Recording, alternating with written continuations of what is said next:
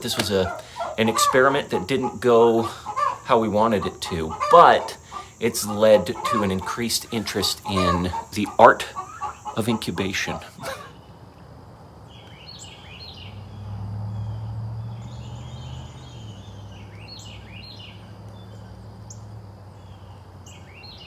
It's time, my friends.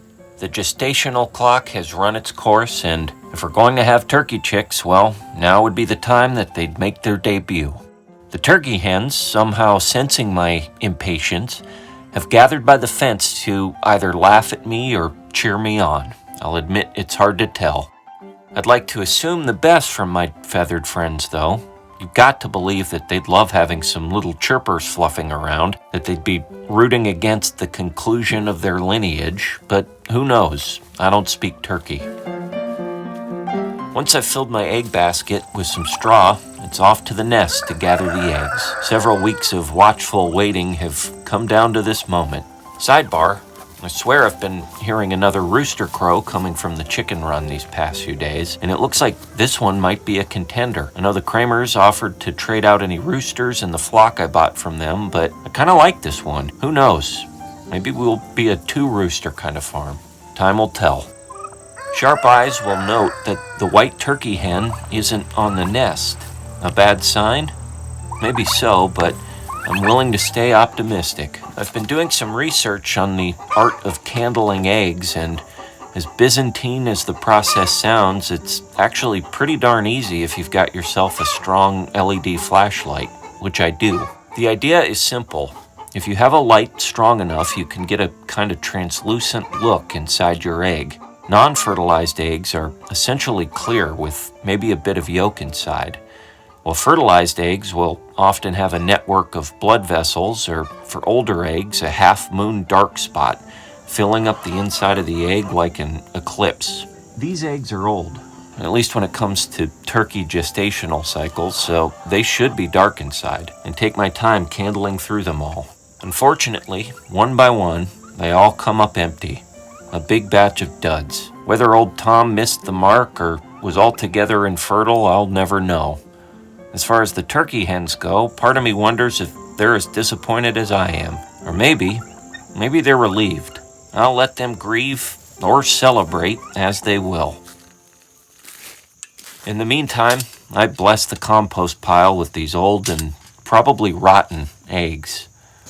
Better than letting them go to waste.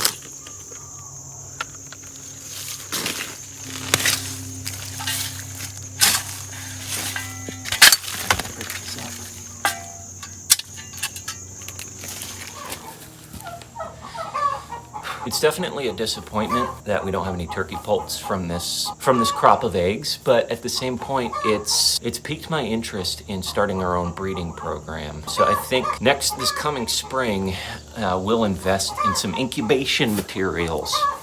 I'll probably talk to some friends that have gone the incubation route, the Kramers, and other folks that have a program of breeding their own poultry out. And I'll probably start doing that myself with both our chickens and our turkeys. I kind of just let nature take its course this time, but this whole experience has really got me interested in starting our own breeding program. So I think starting next year, that's going to be something we'll do, is we'll breed our own poultry, breed our own turkeys, breed our own laying hens, laying chickens, and breed our own meat birds. I think it's time to start looking into that. So this was a failure, not a failure, but this was an experiment that didn't go how we wanted it to, but it's led to an increased interest in the art of incubation. So, bummer that there's no turkey poults, but I'm excited for next year when we can actually start incubating our own poultry flock.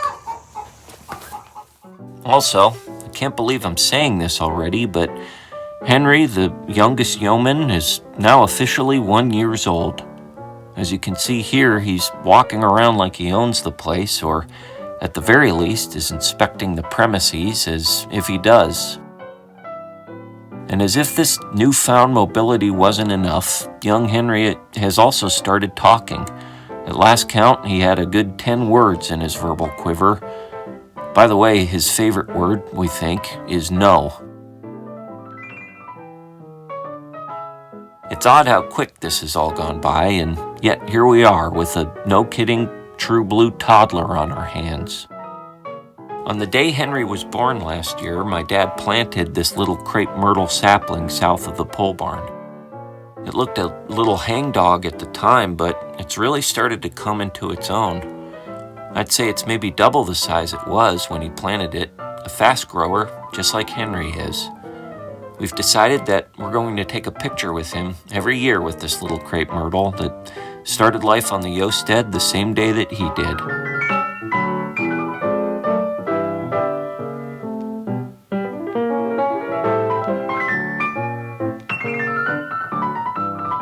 I'm happy that he gets to grow up on the same farm where his grandparents live, the same farm that he was born on.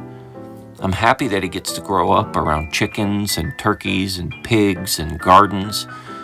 And although this first year hasn't necessarily been an easy one, we all made it through alive. We must be doing something right. Happy first birthday, Henry.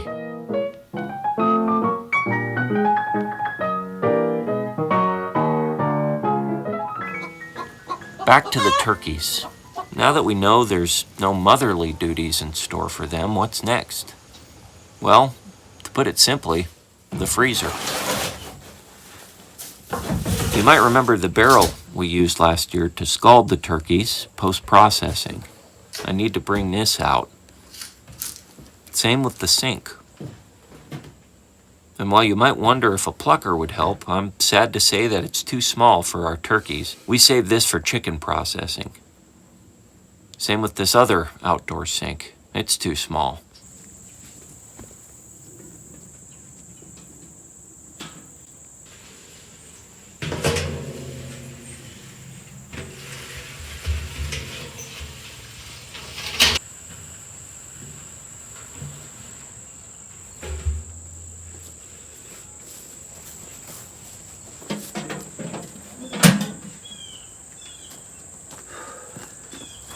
There's a couple other pieces of kit that I'll need to do the processing.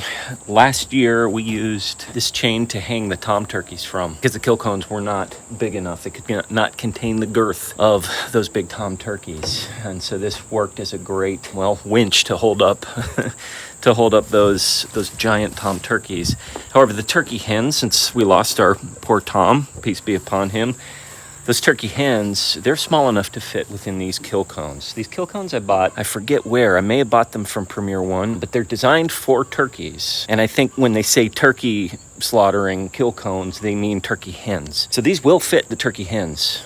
So I'll use these kill cones for the turkey hens when I do the processing. And of course, I'll need the knives as well.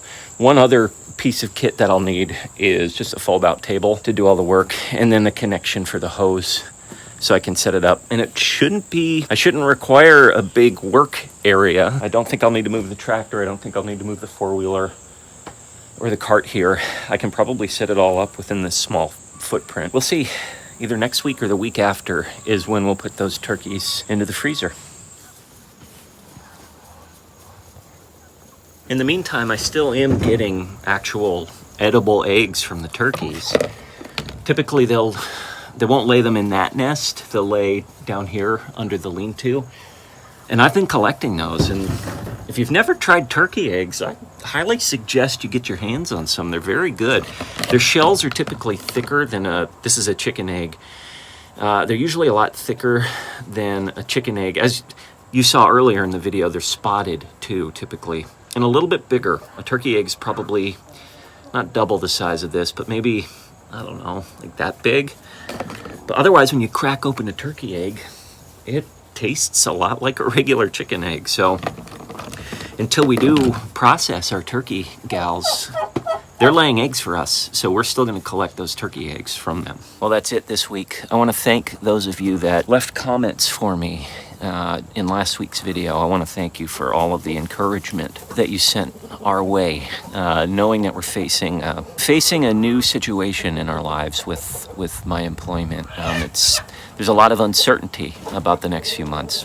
I'm currently still employed, but as I explained in that last video, that status will probably change in the next few months. So for those that sent encouragement and wise words. You don't know how much it means to us here at the Yosted and the Yo fam. We thankful is probably selling it short. We're far more than thankful. We couldn't do this kind of stuff without you guys. So thank you for all the encouragement and all the uplifting that you've brought to us. In the meantime, we're excited about getting some more meat in the freezers. These turkeys, I think, are going to be great additions to our freezer and our dinners. We're really looking forward to that. Again, maybe next week, maybe the week after, within the next 2 weeks. We just have to see what our weekends look like. Maybe 3 weeks at the most. We'll get these guys processed in a very humane and loving way and put them into the freezer. But yeah, a year has gone by since little Henry joined us here on the farm, since he joined us here Earthside. And the only way I can describe it is the months have been long, but the year has been very short. That's the only way I can think to describe it. It's been an incredible journey. Lots more to look forward to. Here's looking forward to this coming year with our little friend here on our homestead, growing, getting through challenges, meeting new situations head on, and doing it all with your encouragement. We thank you for hanging out with us this week, and until we see you again next time, remember, as always, slowly.